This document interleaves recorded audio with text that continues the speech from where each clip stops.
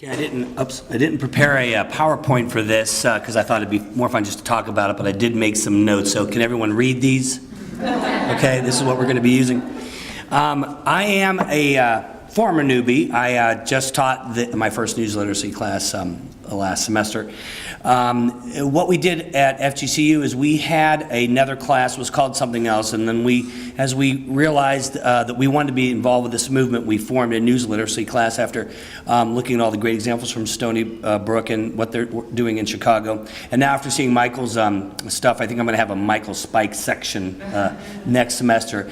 The professor who taught it last semester, he was the teacher of record. I was a preceptor. I taught the recitation. And I'm going to be the instructor of record next semester, so I think I'm going to rewrite the syllabus in my own image, so to speak, and include Michael's stuff and go through it that way. I'll be happy to share anything I do with anybody who's interested.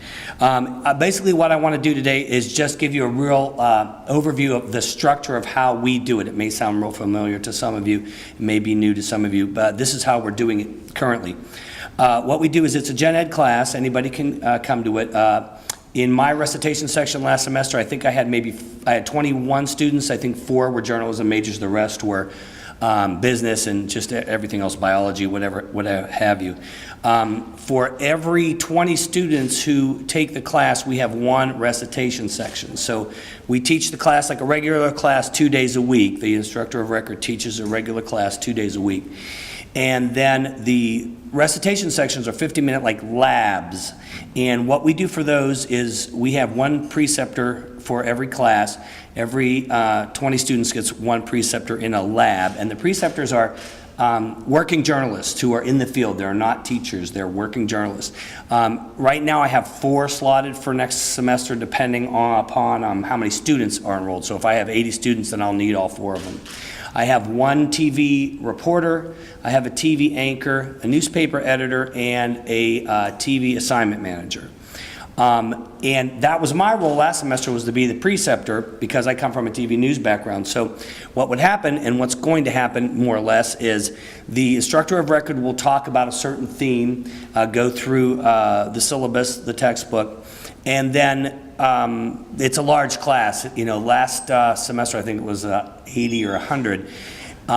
So there's not a lot of give and take in that class. It's more of a formal lecture. And then what I would do in my recitation section, which met once a week, is I would basically riff on what was taught in the main lecture. And I really enjoyed it because the students, and you guys have kind of all said this, the students at first were not sure what was going on with that whole news literacy thing. They didn't get that really. By the end of the semester, they ran the class. I would just say, okay, you know, here's what our weekly subject is, take it away, and they would kind of do it themselves. I kind of moderated it, but I was real proud of their progress. So what I did was, and what all the preceptors did, we had 3 or 4 of them, we had blog sites that we maintained.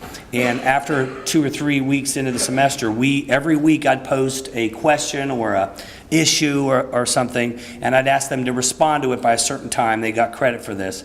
They had a very strict deadline they had to meet, and they would respond to the blog topic of the week. And what I try to do with my section, and I think we were all kind of in lockstep with this, is we started them very easily with the concept of news literacy, what it is. You know, a lot of people, as some of you have said, they don't even know what that is. They get a tweet from John that says, you know, something happened, and they go, oh wow, something happened. They don't bother to check with even another tweet. They just take that for what it's worth. So just introducing the concept took a little while and get their brains to think that way. And then as we got further into it, I would increase the comments, I would increase the blog post comments to be a little more sophisticated as far as learning things. This went along fairly well. What I'd like to do is just talk about what I did, some of the things I thought worked, to see if anybody can, you know, get anything from that, and I'll be happy to listen to anybody who has any ideas, because I'm trying to build the class again this semester. What I started out, the first thing I started out with them was I made up a news organization out of my own head, and I called it like the Now News Network. I had to really search a lot to get a name that wasn't being used because there are so many news networks, especially online. So I made up a news network called Now News Network, and I wrote a bunch of articles, and I made them look legit. I put date lines on them, and I wrote them just myself. And I made them look legit.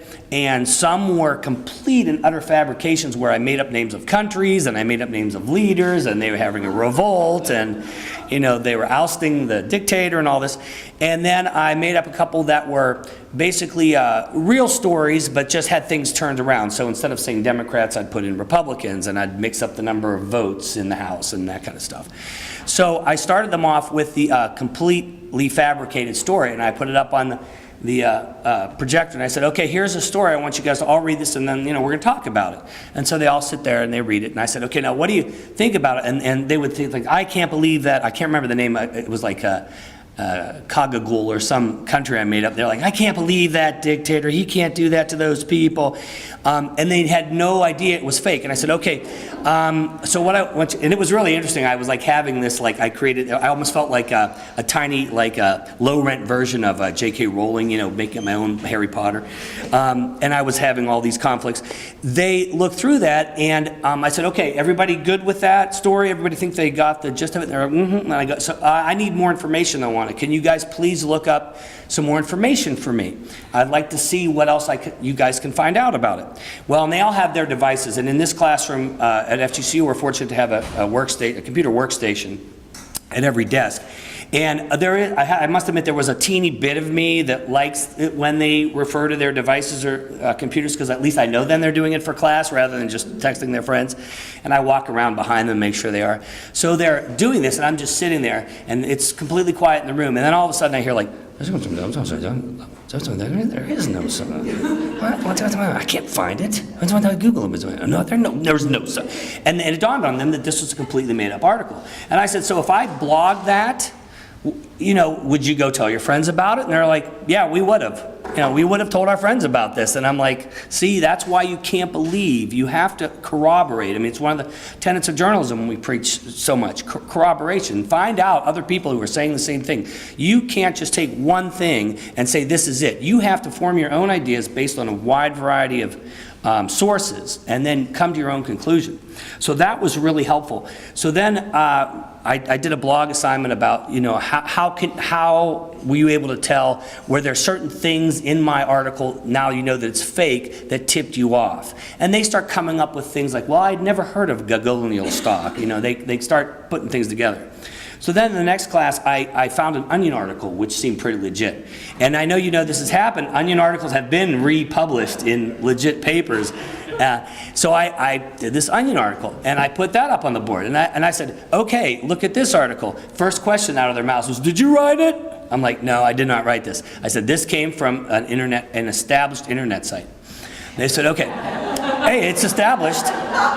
I didn't say, you know, true, I just said established. And so they're reading this and they're going, And I go, now what do you guys think about that story? And they start talking about that story. And I said, okay, now I want you to get on, you know, the computers, your devices. I want you to find out, you know, where this story came from. And they're like, this is another trick. This guy doesn't exist. I'm like, no, he does. He really did. The person, the story did not, the person did. And I said, I want you to find out where this came from. So I hear, you know, click, click, click, and then it's silent, and the same thing happens. That's not, it's from the Onion. And the worst part is, they knew the Onion. They knew of the Onion. I said, how many of you know of the Onion? Almost everybody raised their hand. And yet they still were duped by the story. And I said, okay, this is another example. Of the past 2 weeks, we've read made-up stories and satire, and when I presented this to you, nobody said, hey, this is a fake. You guys all just took it for face value. That was real helpful. And so that's how I kind of got into it. I kind of just kept layering it until they were starting to think that way. Another thing we did was that was really, really helpful, and I don't know quite how to reproduce this, I'm going to work at this, is, and I can't help but brag a little bit. You may know our FGCU Eagles were a big hit in the NCAA basketball tournament, and I've been, you know, kind of resting on those laurels for a while.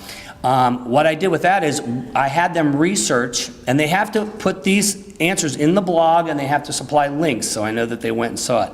I said, I want you to find articles about FGCU that you know are not, that contain inaccuracies.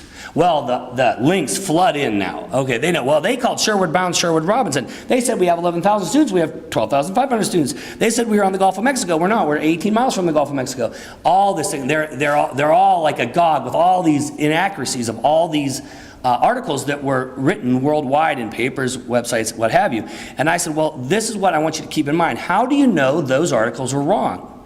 And they're like, well, because we live that. We know that we're not on the Gulf of Mexico. We know what the one writer from, I think it was Sports Illustrated, called us the Azuls. Our nicknames are the Eagles, but the Eagle mascot's named Azul. So they were writing this like very legit article about our basketball team, and they said the Azuls beat the Aztecs, and it's not, that's just the mascot name. So they know all this. I said, well, you know this because you live it, okay? So if you were to read these articles and you lived in Oregon or some other state, would you think we're called the Azuls? Sure, why not? There's no way to know. The only reason you know and the rest of the world doesn't is because you live it. So think about that when you read all these other articles about all these other places. Could there be inaccuracies in all these the same way there were with us? Why, of course there could be. And so the best thing to do is look at different places, look at different sources. And on a side note, just as a journalist, I was surprised because a lot of this stuff that was wrong in these articles was easily found on our website. You know, Fort Myers was misspelled. It's not that hard to figure out. So that was really helpful. And then I made sure that when they talked about these subjects, we talked about subjects that mattered to them, like gun control was a big thing for them. I made sure when they provided links on the blogs and we had classroom discussions that I focused their discussion on how the coverage of gun control is happening, not your position on it. And they mix that up a lot. Don't worry about don't factor in what your position is. You may be for or against it. What I want you to look at is the coverage of the issue, not the issue itself. And it took a while for them to do that. But once they did that, they start like seeing the black and white of news coverage and how it's not always exactly accurate. And then one last thing, I had a student who initially was resistant to this. He sent me an email. He had read about this hotel that he wanted to stay at, and then he realized at the end there was a little thing in italics that said so-and-so stayed at this hotel for free before writing the article. And he said, now I don't know whether to believe this. Thanks for littering my mind with all that news literacy. So I guess that was a compliment. I don't know if littering my mind would be the words I'd use, but I was happy about it. All right, thanks everybody.